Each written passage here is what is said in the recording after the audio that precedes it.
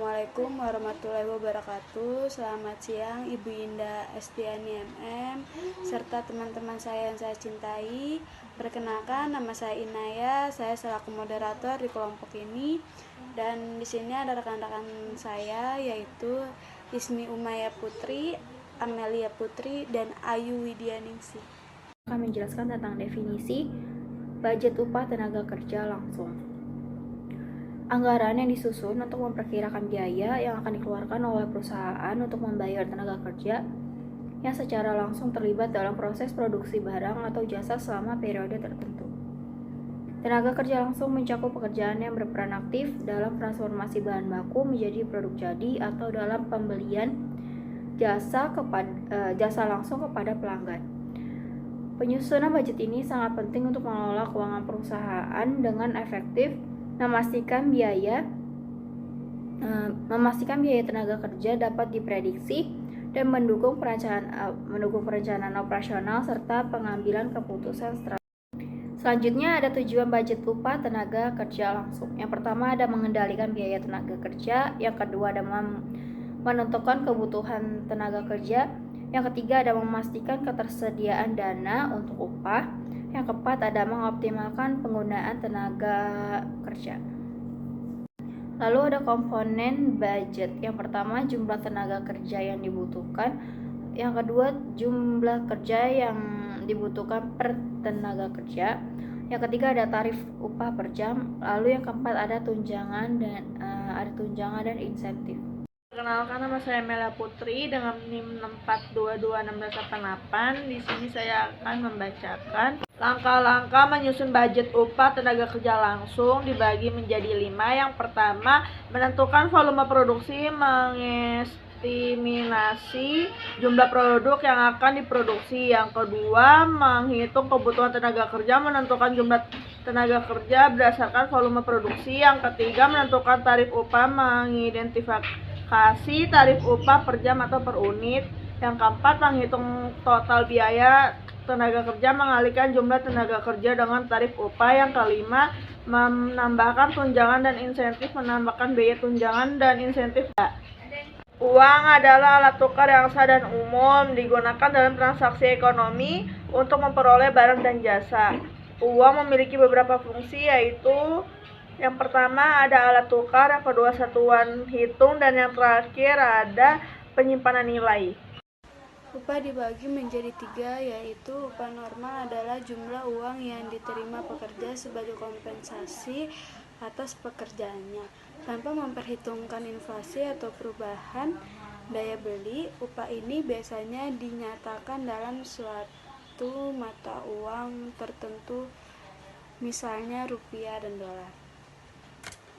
Upah real adalah jumlah barang dan jasa yang dapat dibeli dengan upah nominal yang diterima pekerja. Memperhitungkan tingkat inflasi, upah real merupakan daya beli sebenarnya dari upah yang diterima dan memberikan gambaran yang lebih akurat tentang kesejahteraan ekonomi pekerja. Saya akan membacakan studi kasus pada PT Mekarsari. PT Mekarsari mempunyai 3 bagian produksi, yakni bagian pertama, 2, dan 3. Ada 2 macam barang yang diproduksi, yakni X dan Y. Barang X diproduksi melalui ketiga bagian, sedangkan barang Y hanya melalui bagian pertama dan 3 saja. Rencana jam buruh per unit barang adalah pada bagian 1, barang X 0,4. Bagian 2, 0,2, bagian 3, 0,4. Dan pada barang Y, pada bagian pertama ada 0,2, bagian 2 minus, bagian ketiga barang Y ada 0,2. Rencana tingkat upah rata-rata. Pada bagian pertama, tingkat upah per DLH yaitu Rp20, bagian kedua Rp15, bagian ketiga Rp10.000. Sedangkan rencana tingkat produksi pada tahun 1983 adalah sebagai berikut. Bulan kuartal Januari, barang X-nya 70.000, barang Y 34.000, bulan Februari barang X 80.000, barang Y 36.000, bulan Maret 80.000, barang Y 38.000. Kuartal kedua 240.000 untuk barang X dan barang Y-nya 140.000. Pada kuartal ketiga barang X 230.000, barang Y 127.000. Pada kuartal keempat yaitu barang X 260.000, barang Y 145.000. Jumlah barang X yaitu 960.000, barang Y-nya 520.000. Pada PT Mekarsari menyusun dua subbab anggaran tenaga kerja, yakni yang pertama anggaran yang khusus merencanakan biaya tenaga kerja langsung, yang kedua anggaran yang merencanakan jam buruh langsung atau DLA saja.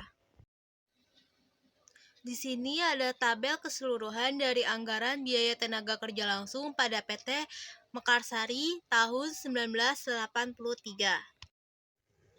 Di sini ada anggaran biaya tenaga kerja langsung pada PT Mekarsari pada tahun 1983. Pada bulan Januari yaitu jumlahnya 83.000, bulan Februari pada 94.000, bulan Maret di 95.000, kuartal kedua 95.000, kuartal kedua 296.000, kuartal ketiga 280.000, kuartal keempat yaitu 318.000. Totalnya yaitu 1.168.000. Dan kesimpulan PPT ini adalah budget upah tenaga kerja langsung adalah rencana biaya untuk tenaga kerja dalam produksi ini. Penting untuk mempertimbangkan daya dan meningkatkan efisiensi. Disusun berdasarkan volume produk, waktu kerja, dan tingkat upah. Budget ini membantu dalam perencanaan kebutuhan tenaga kerja dan penentuan harga pokok produksi. Penyesuaian berkala diperlukan untuk menghadapi perubahan produksi. Sekian dari kelompok saya selaku moderator pamit mengundurkan diri. Jika ada salah tolong dimaafkan. Wassalamualaikum warahmatullahi wabarakatuh.